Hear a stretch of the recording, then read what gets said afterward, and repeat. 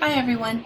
This week we're going to be looking at intercultural communication, collaborative writing, and document control. I'm going to start with looking at intercultural communication because, of course, the world is increasingly global. As speakers of English, English is the most commonly spoken second language. It is the world's business language. And in this environment, we should write for translatability, and we should practice mindfulness and openness. So what does it mean when I say we should write for translatability? When we're writing, we should keep in mind that many technical documents are not translated into local languages. Instead, they're read in English throughout the world. So when we say English is the most common second language, it's often for business purposes. So they're not being translated, they're simply being read at face value. So people learn English and they read in English, and it's for business purposes. And with this in mind, you want to make your document easy to understand for both people and for software. So make sure you're writing simply, which we've stressed throughout the semester. We also want to write unidiomatically, so we want to write without idioms, and we'll get to those in a minute. We also want to make our correspondence acceptable in more formal cultures, so we want to make sure that we write politely. We have a tendency to write very informally. So when we write simply and unidiomatically, in chapters 1, 2, and 3, we have stressed using simple language, easy words, and short expressions. There's many reasons we do that, but here again, it's to make it easy for people in other cultures as well. When we say unidiomatically, idioms are culturally dependent expressions that can't be translated. They're one-offs that don't follow grammatical rules. So those are phrases that we toss around quite easily, but they're going to leave our friends in other countries, our friends and colleagues in other countries, looking at us blankly because they make perfect sense to us. We've grown up with them, we say them all the time, but they make absolutely no sense in other cultures. So these things. If I say, hey, is that your bottom line? You know exactly what I'm talking about. If I tell you, okay, can you just cut to the chase? Come on, quit blowing smoke. Or if I read your paper and I tell you, wow, you hit it out of the park on this one. You put a lot of elbow grease into this. I mean, I know when I talked to you at midterm, you were ready to throw in the towel. And you might say, yeah, Jen, you can say that again. We can go back and forth with these idioms. We know exactly what we're saying, but a person from another country may have no idea what we are talking about. We know that these phrases simply mean, is this your final offer? Please state your point. Deceiving, exceeding expectations, effort, give up. That's true, I agree. We know what these mean, but those aren't literal, actual translations, so they don't really come across. It doesn't translate well, so we want to make sure that we don't use these idioms in our speech. If we're writing, we want to make sure that we actually just say what we mean. So make sure when you're editing, and this is where editing comes into play again, make sure that you catch these idioms, that anything that could come across that way, you grab and you take out of there. So write and speak politely. When communicating with people from other cultures, just assume that they're probably used to much more formality and respect than we employ in North America. We're a very informal culture. Take a minute and Google cultural norms and practices of other cultures to avoid gaffes. It just takes a second. Things change, cultural norms change from country to country, but it's really worth a moment when you're out in the working world to just spend a couple of minutes to know who you're engaging with, to make sure that you're getting it correct, the way that you should address them, to understand if you're meeting them face to face, how you should go about doing that, just all the different ways that you should address, the way you should write, the way you should speak. Practice mindfulness, openness, and engagement. Pay attention to the other cultures. Inform yourself about other cultures. Be attuned to those cultural and personal differences. Listen carefully, observe carefully. And I think a lot of times, personally, I'm just naturally curious about other cultures. I like to observe other cultures, and if you're like me, I personally enjoy engaging with other cultures because I find them very fascinating. So it's always, whenever I've gotten the chance to engage with them, I've always enjoyed getting to know how these different interactions should go. So it's always a pleasure for me to get the chance to do that and to interact and engage. So take a moment to learn, to engage, to observe. But here's one way you can look at it. So if you're objecting to someone's idea, here are 3 different ways that you might object to someone's idea. Someone might tell you, "No bloody way that will ever work." I don't do accents, I'm sorry. Or, "That sounds pretty good, but have you considered?" Or, So, no bloody way that will ever work. Well, that's Australia or England. A Canadian might say, "That sounds pretty good, but have you ever considered?" And probably throw in an A. And then is typically a Japanese thing where they may not come right out and say anything, but they would give it a very thoughtful pause. So they're all doing the same thing. They're giving you some doubt about the efficacy of the idea. But as the intercultural interpreter, you want to make sure that you're not taking offense at the first comment, even though they're massacring your idea literally with the bloody. And with the second one, you want to take note and kind of draw out what the speaker has to say, because they're saying, "Okay, well, it sounds good," which really means this doesn't sound good at all. But they're going to offer you another idea. So have you considered? Well, what would you like me to consider? So your response would be, for the third, "Well, you look a little puzzled just now. What are your thoughts about the idea?"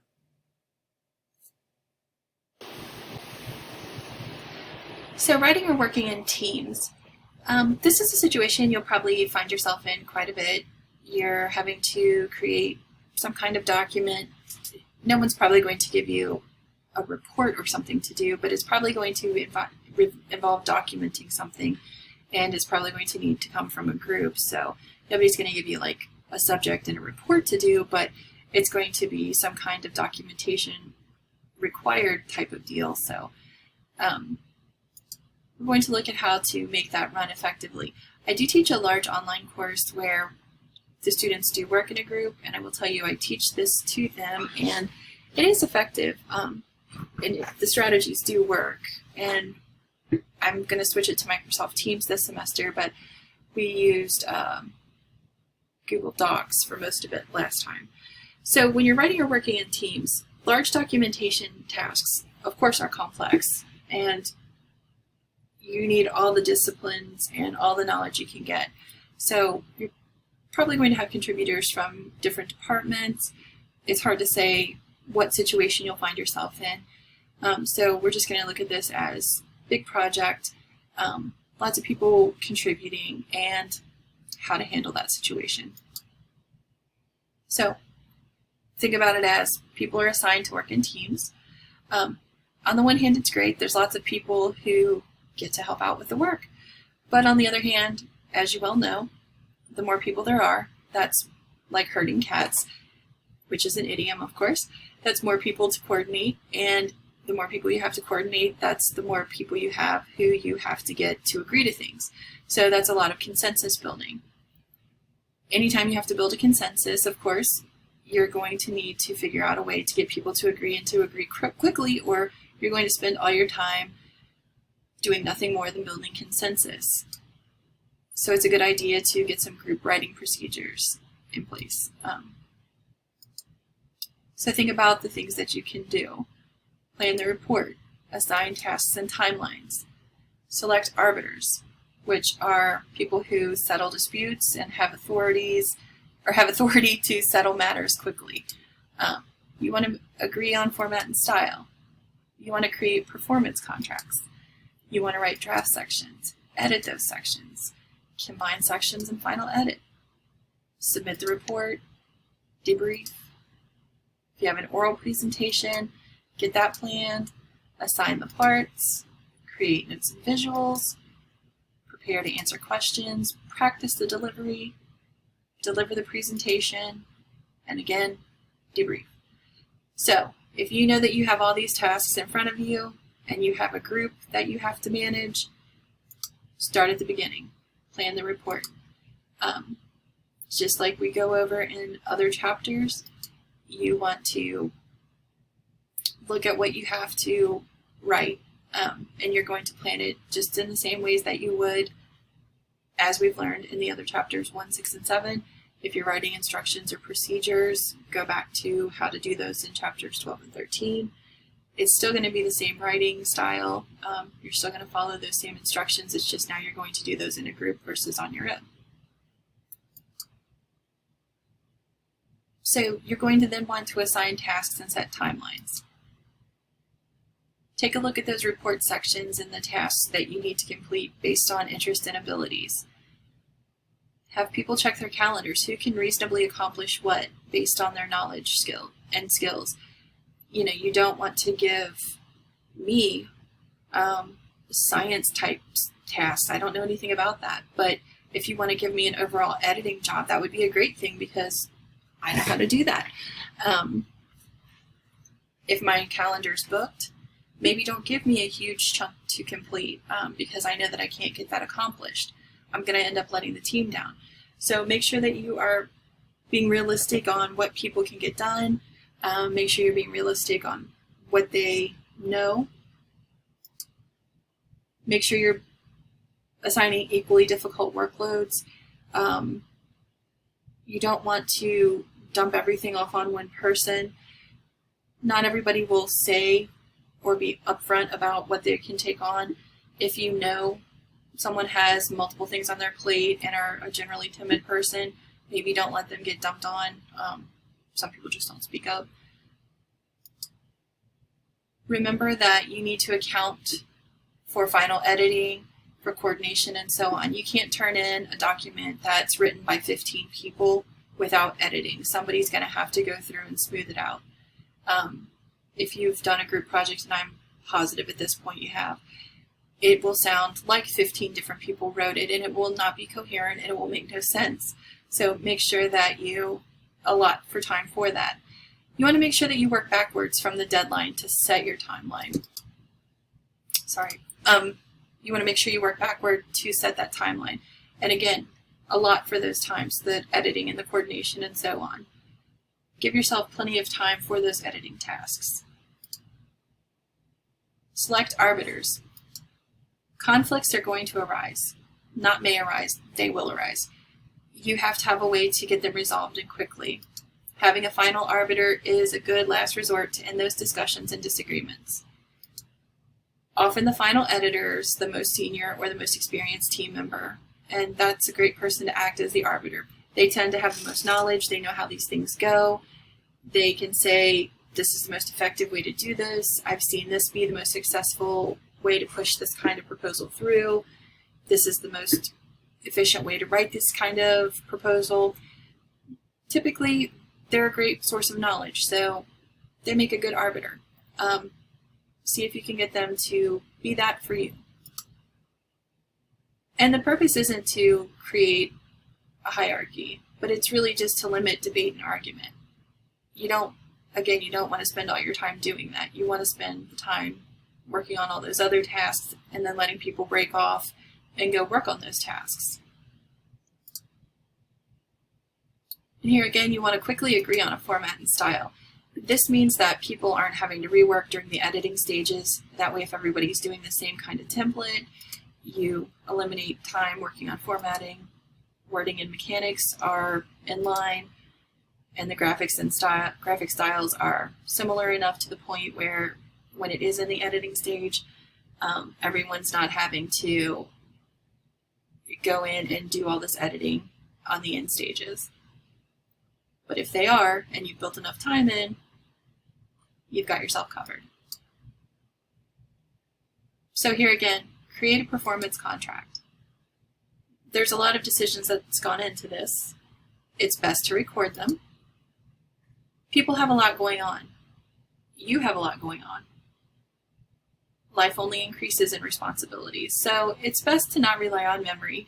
If you say don't rely on people's faulty memories, that's not a knock against everyone in general. That's not saying everyone has memory issues. That's just simply people have a lot going on. If you put it down in writing, it's much easier to keep people on the same page because they literally have a page in front of them that says, hey, pull up your performance contract. We agreed on APA style with this kind of graphic style. Get everyone to sign off and give everyone a copy. And then later on, no one can claim, hey, I didn't know, I don't remember, or think they didn't agree to something different. Think back to the syllabus acknowledgement. That's why we do that. Moving on to writing draft sections. So try to complete your draft a couple of days before the deadline. Give it a rest and return to your draft with a fresh eye. If you think back to other writing classes you may have had, some of your writing teachers, your composition teachers may have given you this advice about other writing. And I would recommend this too if you're taking other writing classes or haven't completed those yet. If you have a larger paper due, if you're looking at graduate school or something, always try to give yourself time to complete a draft. Walk away from it and then come back to it.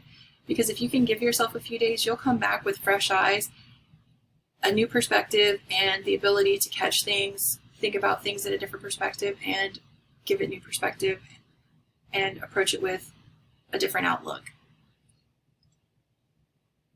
Oftentimes, again, you'll miss mistakes right after you wrote it because you're way too familiar with what you wanted to say and you just don't have that perspective. So breaks make for better editing. So if you can give yourself that time, it does you a world of good.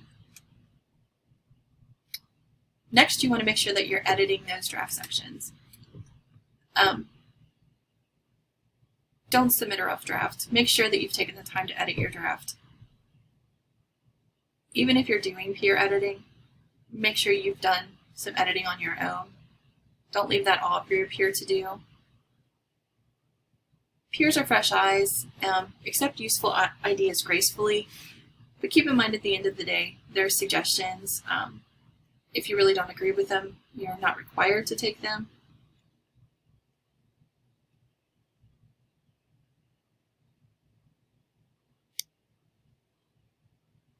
Combine your sections and do the final edit. So the final editor puts all the sections into a single file. Then they edit the report to give it that single voice and to make sure all the formatting is consistent. Sometimes groups assign a separate formatting editor. Do whatever is going to work for your group. And then submit that report. Make sure that you're paying close attention to submission requirements. What's the deadline? What kind of file format is required? Do you also have to submit a hard copy? Is a personal presentation required? Does it also have to go by email? Is a courier required? Then get the team together to debrief. You just completed a major project. How did it go? What went well? What didn't? And then think about changes for the next major project. Write down those changes. Some other things to consider are document sharing and control. When a lot of people work on a document, it's really easy to get confused between versions. Some discipline and some technology can help. There are track changes functions in Word. There are document version control strategy, and then there's also using the cloud and wikis. With track change functions in Word, when someone else looks at your draft, you can send them a hard copy or the file. If it's on hard copy, of course, you have to enter all the changes manually. So if we were face-to-face and I took your hard copy and graded it, then I'd mark on it. You'd have to go back and make those changes manually. If you emailed it to me and I did that, I would turn on track changes and you would see all of those made. Usually it's in red. And then you can come back and you can choose to either accept it or decline the changes as far as whether or not to use them. Usually looks like this.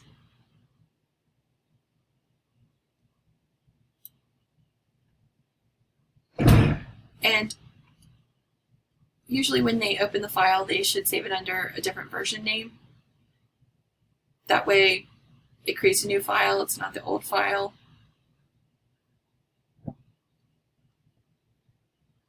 and using the 3-part naming convention to keep track of file versions like the document name or number, revision identification, and draft identification.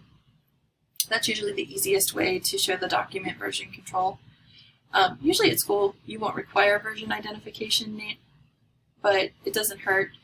If you're doing a massive paper, like again, if you're going to graduate school, I'd recommend doing this because sometimes you'll start to do a draft of another paper and go in a different direction and wish that you would have. I learned that the hard way. I recommend doing version control if you're making major changes. It doesn't hurt anything. But yeah, it doesn't hurt to do a version too. So sample document version names. This is an example. This documents standard operating procedure for disaster recovery. It might be for an organization or municipality. Documents undergoing its first major revision. And file is the third section of the report undergoing the revision. It's the second draft. All right. Thank you so much. And as always, if you have any questions, please feel free to get in touch with me. Have a good week.